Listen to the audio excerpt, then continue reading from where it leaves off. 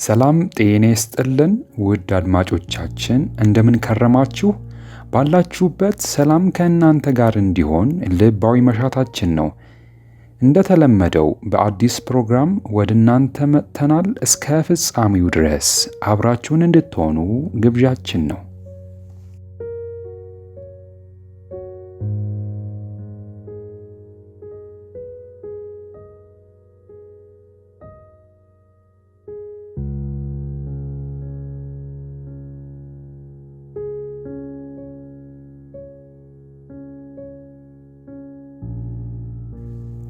ጥንታዊ የቤተ ክርስቲያን አባቶች እነማን ናቸው?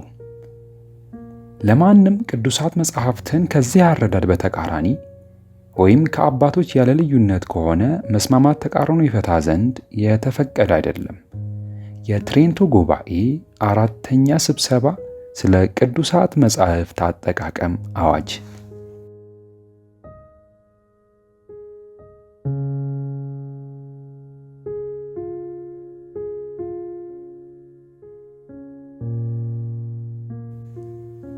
ቤተ ክርስቲያናችን በዓለም አቀፋዊ ጉባኤዋ የቤተ ክርስቲያን አባቶችን በዚህ መጠን ቦታ ሰጥታ የምታያቸው ለምንድን ነው? አባቶች እነማን ናቸው? ምን እናገኝባቸዋለን? ለእምነታችንና ለክርስትና ታሪካዊነት ምን አስተዋጽኦ አላቸው የሚለውን እንይ። ብዙ ጊዜ በተለያዩ ትምህርቶች ነገረ መለኮታዊ ውይይቶች አባቶች ሲባል ይሰማል። ከየት የመጣ ነው? ምንድን ነው? የብዙዎች ጥያቄ ነው። ብዙዎቻችን በጥቂቱ ከሰማናቸው የቤተ ክርስቲያን አባቶች በቀር ብዙ በስብከትም ከሚጠቀሱ እንደ አጎስጢኖስ እና አምብሮስ ያሉና የተወሰኑ ጥቂት አባቶች በስተቀር ብዙዎችን አናውቅም። እስቲ ስለሚጠቅሙን ስለ እነሱ እንወቅ። በካቶሊክ ቤተ ክርስቲያን ነገረ መለኮታዊ እሳቤ ውስጥ የቤተ ክርስቲያን አባቶች ጥንታዊ ተጽዕኖ ፈጣሪና የእምነታችን ሊቃውንት አባቶች ናቸው። ጸሐፍትና ተራኪ፣ አስተማሪ እንዲሁም የእምነት ተሟጋቾች፣ የነገረ መለኮት ዕውቀት አበልጻጊና የሃይማኖት ጠባቂና አስተላላፊ ነበሩ። ለእምነቱ እድገትና ነገረ መለኮታዊ ብልጽግና አስተዋጽኦ ያላቸው ስለ ቤተ ክርስቲያን ነገረ መለኮታዊ አስተምህሮ፣ ስለ አወቃቀሯ እና ኅብረቷ፣ አንድ ስለመሆኗ፣ ስለ ግብረ ገባዊና ማኅበራዊ ሕይወቶች መርሆች የጻፉ ናቸው። በዚህ የእምነት አረዳዳችን ቅርጽ በማስያዝና ጠብቆም በማስተላለፋቸው ቤተ ክርስቲያን ታከብራቸዋለች። ለእምነቱ በዘመን በጊዜና በማኅበረሰባዊ አውድ ስለሚቀርቡም ቤተ ክርስቲያን ጽሑፎቻቸውን ለእምነት ማስረጃ እንዲሁም ለመጽሐፍ ቅዱስ ትርጓሜ እምነትን ለመሞገት እና ቤተ ክርስቲያናዊ መዋቅሯን ለማስረዳት ለግብረ ገባዊ አስተምህሯቸው እንዲሁም ለታሪካዊ ማስረጃነታቸው በትክክለኛነታቸውና በጋራ ተስማሚነታቸው መጠን ባላት መስፈርቶች ተቀብላ ትጠቀምባቸዋለች።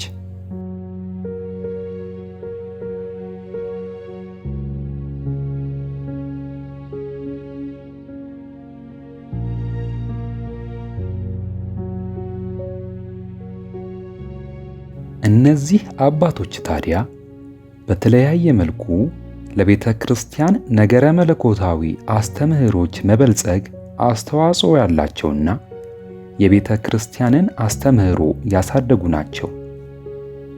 የመጀመሪያው ገጻቸው ታዲያ የአስተምህሮ ይሆናል። ከእነርሱም መሃል ስለ ግልጠት፣ ሥላሴ፣ ነገረ ክርስቶስ፣ ጸጋና ኃጢአት፣ የቤተ ክርስቲያን ምንነት፣ ነገረ ድኅነት፣ ምስጢራት፣ ነገረ ማርያም ወዘተረፈ ናቸው።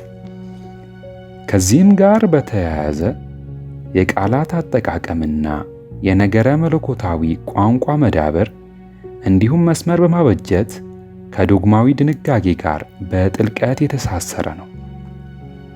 ሌላኛው ደግሞ ከቅዱስ መጽሐፍ አፈታት እንዲሁም ከቅዱስ ትውፊትና ከቤተ ክርስቲያን የማስተማር ሥልጣን ጋር የተያያዘ ነው። በተለይም በቅዱስ መጽሐፍ አፈታት ላይ የቃል አፈታት፣ ታሪካዊ አውዳዊ አፈታት፣ ዘይቤያዊና አገባባዊ እና ንጽጽራዊ አፈታት፣ የማኅበራዊና ግብረ ገባዊ አፈታት ወዘተ ሰርተው ያስቀመጡ በመሆናቸው ይህም የእነሱ አንዱና ዋነኛው መልካም አስተዋጽኦ ነው። ሌላኛው ደግሞ ግብረ ገባዊና ማኅበራዊ ትምህርታቸውን የመሰለ አኗኗርና ሰማዕትነታቸው፣ ይህም ሕያው ምስክርነትና ሌላ የበለጠ ትልቅ አስተዋጽኦ ነው።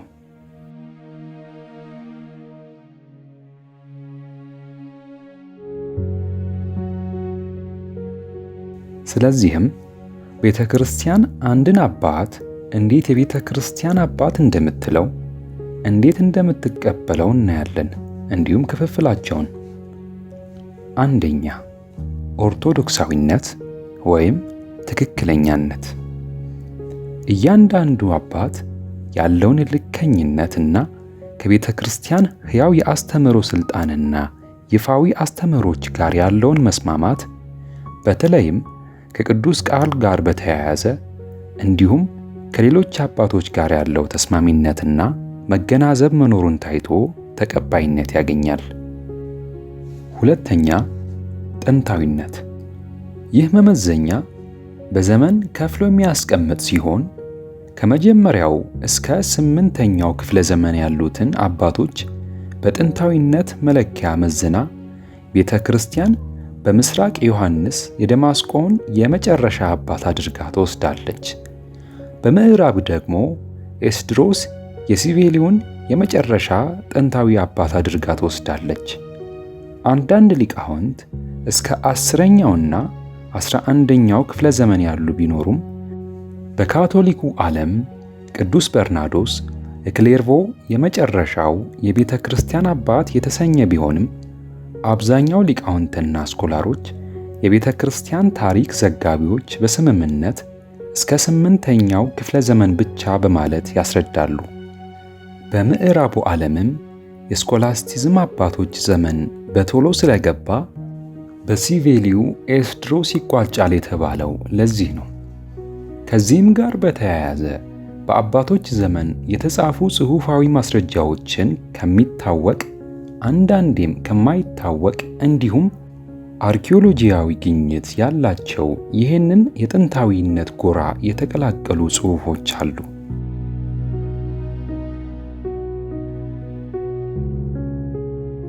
ሶስተኛ፣ የሕይወት ቅድስና ወይም አርአያነት። አባቶች ብዙ ጊዜ በቤተ ክርስቲያን ሐዋርያዊ ሥልጣን ውስጥ በምስጢረ ክህነት ያሉና አብዛኞቹም ሰማዕትና ቅዱሳን ቢሆኑም በእነሱ ተያያዥ ዘመን ጥሩ ጽፈው ኋላ ከእውነት የሸሹ ወይም ክደው የሞቱ ወይም የመንፍቅና ተጠቂዎች አልያም የግብረ ገባዊ ሕይወት ጉድለት ያሉባቸው ስለነበሩ ቤተ ክርስቲያን በዚህ መስፈርት አባቶቹን የምትቀበልበት መልኩ ሲኖራት፣ ሌሎችን ደግሞ በተዛማጅ ጽሑፎቻቸውና ያን ጽሑፍ ሲጽፉ በነበራቸው አቋም ብቻ ወይም ባልተሳሳተ ትምህርታቸው መርጣ ትቀበላቸዋለች። አንዳንዶችንም የቤተ ክርስቲያን ጸሐፊ ስትል ትቀበላቸዋለች። አብዛኞቹ ጳጳሳት የነበሩ ቢሆንም ካህናት፣ ዲያቆናት፣ መነኮሳን የነበሩ ሊቃውንትም አንዳንዴም ነገሥታትም በአባቶች ዝርዝር ውስጥ ልናገኛቸው እንችላለን።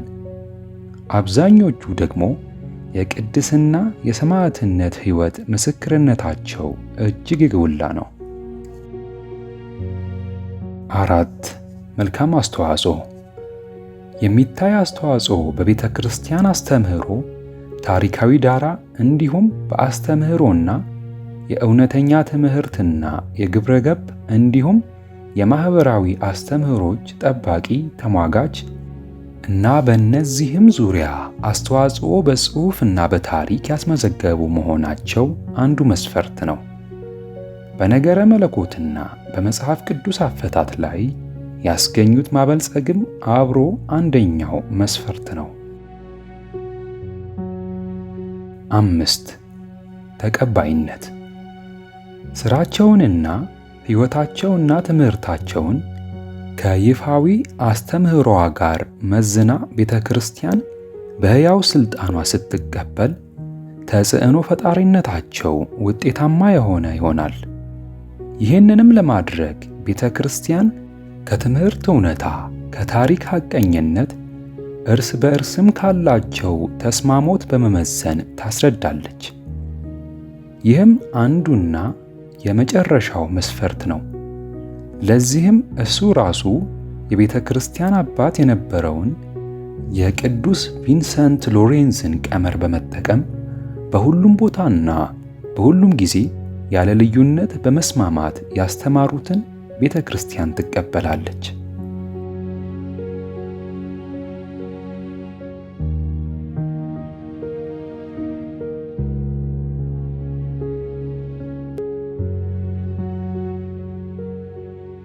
ታዲያ እነዚህን አባቶች ጊዜንና የተለያዩ መስፈርቶችን በመጠቀም በተለያየ መልኩ በመከፋፈል የነበሩበትን ወቅት አውድ ጠብቆ ለመረዳት በሚያስችል መልኩ ቤተ ክርስቲያን ትለያቸዋለች። እነሱም አከፋፈሎች እንደሚከተሉት ናቸው። 1. ሐዋርያዊ አባቶች። እነዚህ ከሁሉም ቀዳሚዎቹ ሲሆኑ በሐዋርያት እግር የተተኩ፣ አንዳንዶቹ በመጽሐፍ ቅዱስ ውስጥ በሐዋርያቱ የተጠቀሱ እንዲሁም ከእነሱ የተማሩና ሥልጣንን የተቀበሉ ናቸው። ከእነሱ የተቀበሉትንም ቅዱስ ትውፊት ያስተላለፉና የጥንቷን ቤተ ክርስቲያን ሁለተኛ ትውልድን የምናይበትን መነጽር የሚሆኑልን ናቸው። ከእነርሱም መካከል ርዕሰ ሊቃነ ጳጳሳት ቀለሜንጦስ ዘሮማ፣ ኢግናጢዮስ ዘአንጾኪያ፣ ጳውሊቃርጵ ዘስሚርና ወዘተ ናቸው። በዚህም ወቅት የነበሩ ተዛማጅ ጽሑፎችን ደግሞ እንደ ዲዳኬ፣ የበርናባስ ደብዳቤ፣ እረኛው ሄርማስ ወዘተ ይገኙበታል። 2. የእምነት ተሟጋች አባቶች። እነዚህ ደግሞ ከሐዋርያዊ አባቶች የቀጠሉ 3ኛና 4ኛ ትውልድ የሆኑ ሥልጣንን ከሐዋርያት ወይም ከሐዋርያዊ አባቶች ወይም ከተተኪዎቻቸው የተቀበሉ ናቸው። ለእምነት በመሞገት ብዙ ይጽፉ ስለነበር የተለያዩ ምንፍቅናዎችንና አጉል አረዳዶችን ከማስወገድ አንጻር እንዲሁም ለነገሥታት ሳይቀር ስለ እምነቱ ያስረዱ በመሆናቸው የእምነት ተሟጋች አባቶች የተሰኙ ሲሆን ከእነርሱም መካከል ዮስጢኖስ ሰማዕቱ፣ ኢራኒዮስ ዘሊዮን፣ አቴናጎረስ ዘአቴንስ፣ ሚኒሲዩስ ፍሊክስ ወዘተ ናቸው። ተዛማጅ ጽሑፎች ደግሞ ዲዳስቅልዮሩም እና የመሳሰሉት ይገኙበታል።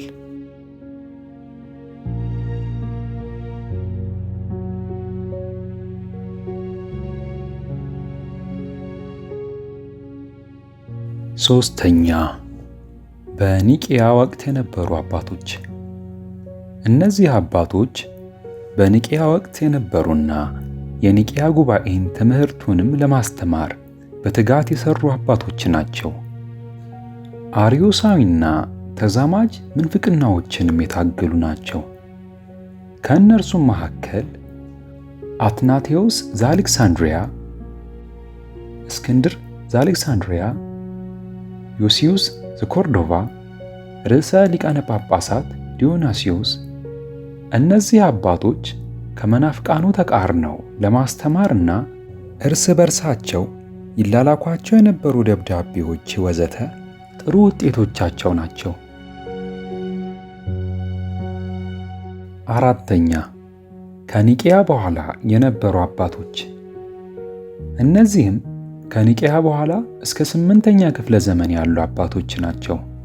ከእነርሱም መካከል ቄርሎስ ዘእስክንድርያ፣ አጎስጢኖስ ዘሂፖ፣ ባሲሊዮስ ዘቂሳርያ፣ ፉልጀንቲየስ ዘረስፕ ወዘተ ናቸው። ከኒቅያ በኋላ በነበሩት አካባቢያዊና ዓለም አቀፋዊ ጉባኤዎች ውሳኔ በደብዳቤዎቻቸውና መናፍቃንን ተቃርነው የጻፉት ጥሩ ውጤቶቻቸው ናቸው። አምስተኛ፣ የቤተ ክርስቲያን ሊቅ የሆኑ ወይም ዶክተርስ ኦፍ ዘ ቸርች። ይህ ክፍፍል ይለያል። እርሱም ከጊዜና ከጉባኤ መለኪያነት አንጻር ሳይሆን ካቶሊካዊት ቤተ ክርስቲያን እጅግ የላቀ አስተዋጽኦ ያላቸውን አባቶች የቤተ ክርስቲያን ሊቅ ብላ ሰይማቸዋለች። ከ37ቱ ሊቆች ከስኮላስቲክ አባቶች እና ከመካከለኛው እንዲሁም ከዘመናዊ ዓለም ቅዱሳን ከሰየመቻቸው በቀር ሌሎቹ በብዛት የቤተ ክርስቲያን አባቶች ናቸው። ከእነርሱም መካከል አጎስጢኖስ፣ ቄርሎስ፣ አምብሮስ፣ ባሲሊዮስ፣ ጎርጎርዮስ ዘእንዚናዙ፣ ዮሐንስ አፈወርቅ፣ ጴጥሮስ ምላሰ ወርቅ፣ ጎርጎርዮስ ታላቁ፣ ኤፍሬም፣ ኢራኒዮስ፣ ሊዮ ታላቁ ወዘተ ናቸው። ስድስተኛ፣ በቦታና በቋንቋ።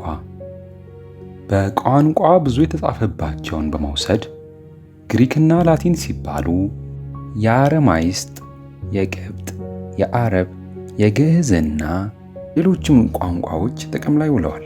በቦታ ደግሞ በአንጻራዊነት ምስራቅንና ምዕራብ ተብለው ይከፈላሉ። አውሮፓና ሰሜን አፍሪካ በምዕራቡ ሲጠቃለሉ፣ መካከለኛው ምስራቅ፣ ግብፅ፣ ትንሿ እስያ እስከ ቁስጥንጥንያ የምስራቅ አባቶች ይባላሉ። ታዲያ የቤተ ክርስቲያን አባቶች ለምን በዚህ መልኩ እንድናያቸው ግድ አለን? ከመጀመሪያው ያነሳነውን ይህንን ሐሳብ እንዳስ ቤተ ክርስቲያናችን በተጻፈው የእግዚአብሔር ቃል ብቻና ብቻ አታምንም። ቃሉ ራሱም ትውፊት መሆኑን ይመሰክራል። የተጻፈውና በቃል የሚተላለፈው ሁለቱም ቅዱስ ትውፊት እንደሆኑ እናውቃለን። ቤተ ክርስቲያንም አባቶች ስለሆኑና ስላሉ ብቻ አትቀበልም። እያሉ ሕያው አስተማሪ፣ ሲያልፉ ታሪክና ትውፊት መሆናቸውን ብትቀበልም እንደ ጠቃሚነታቸውና ሕያው አስተምሮ ጋር እንዳላቸው መስተጋብር ትቀበላቸዋለች። ይህም ክርስትና ዛሬ ላይ በታሪክ አልፎ እንደመድረሱ እምነቱ ከዛሬ ተነስቶ ራሱን እስከ መጀመሪያው ራሱን በሰንሰለታዊ ትስስር ማግኘት አለበት። ስለዚህ ነው በዘመን የቀደሙን አባቶች የሚያስፈልጉት። ያለፈው ከሌለ የለም ከፊቱ እንዲሉ ከላይ ባየናቸው ጠቃሚነታቸው ምክንያት ቃሉን ከተግባራዊ ትውፊት ጋር ያገናኙ በመሆናቸው ነው። ለዚህም ርዕሰ ሊቃነ ጳጳሳት ቤኔዲክቶስ 16ኛ የናዝሬቱ ኢየሱስ በተሰኘው ከጥምቀት እስከ ደብረ ታቦር በዳሰሰው ቁጥር 1 መጽሐፋቸው ቤተ ክርስቲያን በአባቶች ላይ መመስረቷን ከቃሉ ጠቅሰው ቤተ ክርስቲያን በእነርሱ ላይ መገንባቷን ከነገሩን በኋላ እምነታቸውን የኖሩና እንድንረዳው የሚረዱን ሕያው ምስክርነቶች ናቸው ይሉናል።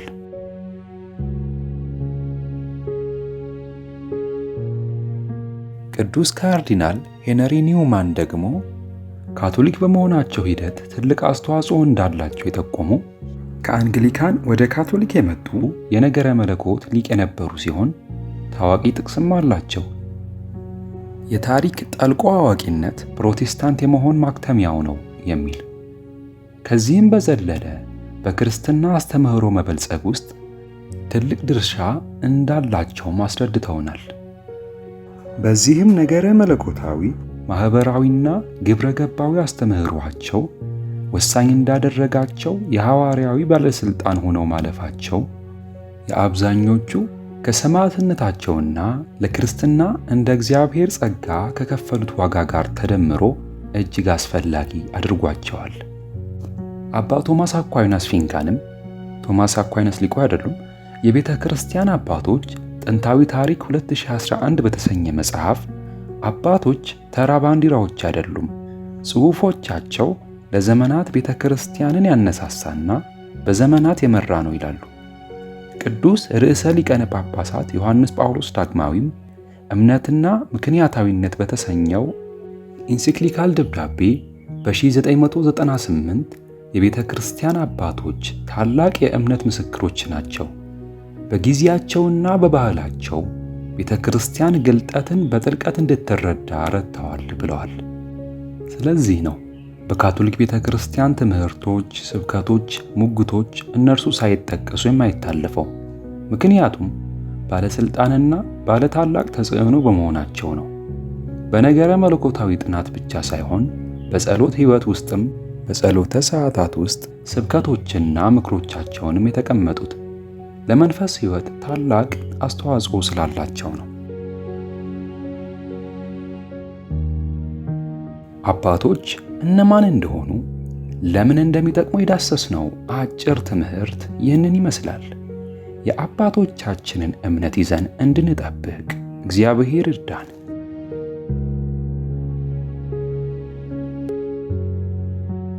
እስከ መጨረሻው ስለተከታተላችሁን ምስጋናችን የላቀ ነው። ትረካ ካቶሊክ ዌብ፣ ጸሐፊ ዲያቆን ራእይ ሳሙኤል፣ ዝግጅት የሮዛሪ ድምፅና ካቶሊክ ዌብ። ሰናይ ጊዜን ተመኘንላችሁ።